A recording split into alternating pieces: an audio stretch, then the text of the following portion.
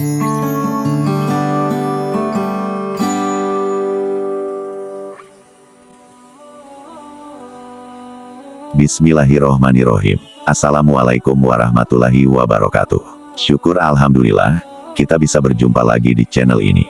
Sholawat dan salam semoga selalu tercurahkan kepada junjungan kita, Nabi besar Muhammad Shallallahu Alaihi Wasallam.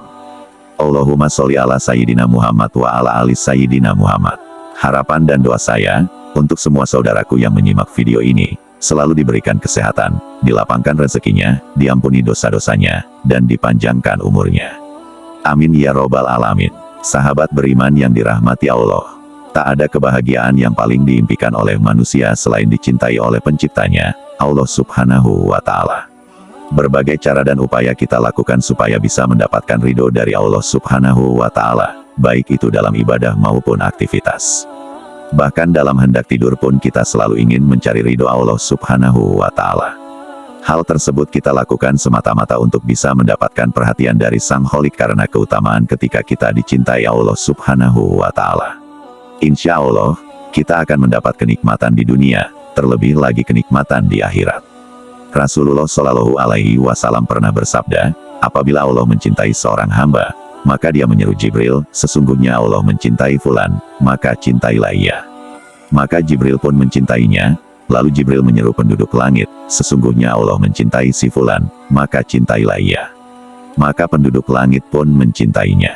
Setelah itu, kecintaannya diteruskan kepada penduduk di bumi.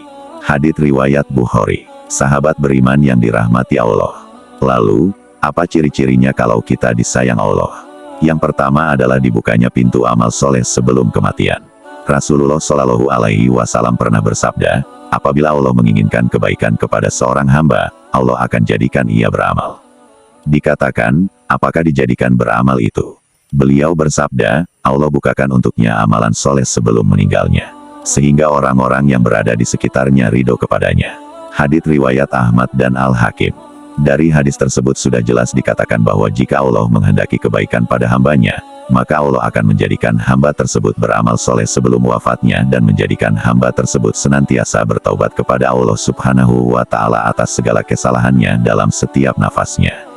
Sehingga ketika hamba yang dikehendaki Allah tersebut meninggal dunia, maka ia meninggal dalam keadaan husnul khotimah dan diampuni segala dosa-dosa yang dikerjakan semasa hidupnya di dunia. Sungguh sangatlah beruntung seorang hamba yang dicintai Allah Subhanahu wa Ta'ala tersebut. Lalu yang kedua, dipercepat sanksinya di dunia. Rasulullah Shallallahu Alaihi Wasallam pernah bersabda, apabila Allah menginginkan kebaikan kepada hambanya, Allah akan segerakan sanksinya untuknya di dunia, dan apabila Allah menginginkan keburukan kepada hambanya, Allah akan membiarkan dosanya di dunia sampai Allah membalasnya di hari kiamat. Meski salah satu tanda seseorang yang dicintai Allah Subhanahu wa Ta'ala adalah dipercepat sanksinya di dunia, akan tetapi kita tidak dianjurkan untuk meminta kepada Allah agar dipercepat sanksi kita di dunia.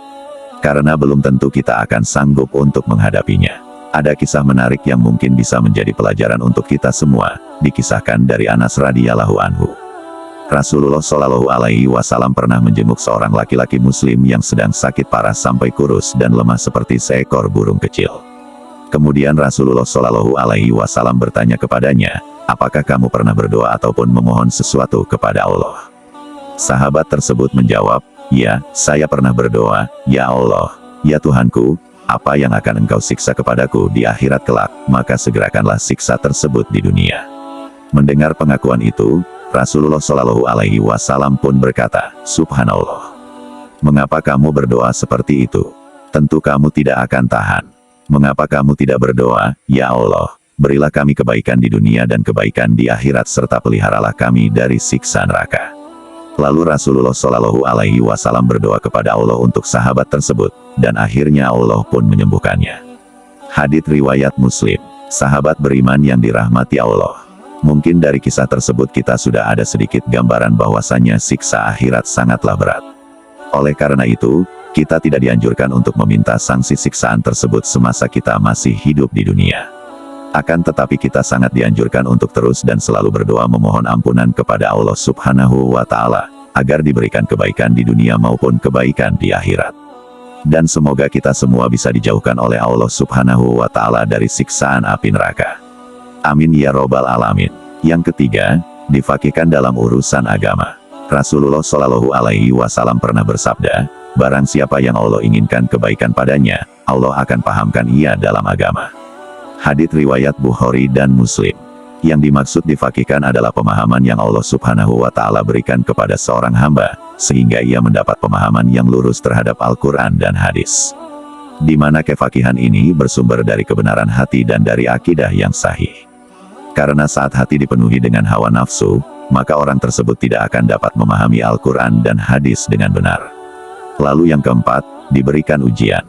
Rasulullah Shallallahu Alaihi Wasallam pernah bersabda, barang siapa yang Allah inginkan kebaikan, Allah akan memberinya musibah.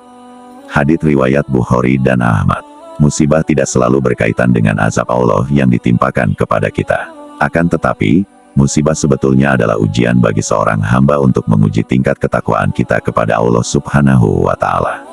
Rasulullah Shallallahu Alaihi Wasallam pernah bersabda, setiap cobaan yang dihadapi umatnya itu untuk menggugurkan dosa dan mengangkat derajatnya. Begitu juga dalam Quran, surah At-Tagabun, ayat 11. Allah Subhanahu wa Ta'ala sudah berfirman, tidak ada suatu musibah pun yang menimpa seseorang kecuali dengan izin Allah.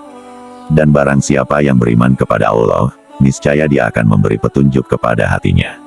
Dan Allah Maha mengetahui segala sesuatu. Dalam ayat tersebut sudah jelas dikatakan bahwa semua ujian datangnya dari Allah Subhanahu wa Ta'ala. Dan bagi siapapun yang berserah diri ketika mendapat ujian dari Allah, maka Allah akan memberikan petunjuk kepada hati orang yang sedang diuji, supaya mendapatkan kebaikan dari suatu ujian tersebut. Untuk itu, apabila kita sedang diuji dengan pangkat atau jabatan rendah, rendah hatilah atau tawadu supaya kita terhindar dari kesombongan. Apabila kita sedang diuji dengan rezeki atau harta kekayaan, hendaknya kita semakin rajin untuk bersedekah dan membantu orang-orang yang sedang dalam kesusahan. Dan apabila kita sedang diuji dengan umur panjang, maka hendaknya kita gunakan sisa umur tersebut untuk selalu berbuat kebaikan, memperbaiki amal perbuatan, dan terus memohon ampunan kepada Allah Subhanahu wa Ta'ala. Insya Allah, dengan cara seperti itu kita bisa menjadi manusia yang dicintai oleh Allah Subhanahu wa Ta'ala. Amin ya robbal alamin. Wallahu a'lam bishawab. Demikian yang bisa saya bagikan, semoga bermanfaat untuk kita semua. Amin ya robbal alamin. Aqulu qouli hadza wa astaghfirullahi li wa lakum, fastaghfiru innahu huwal ghafurur rahim.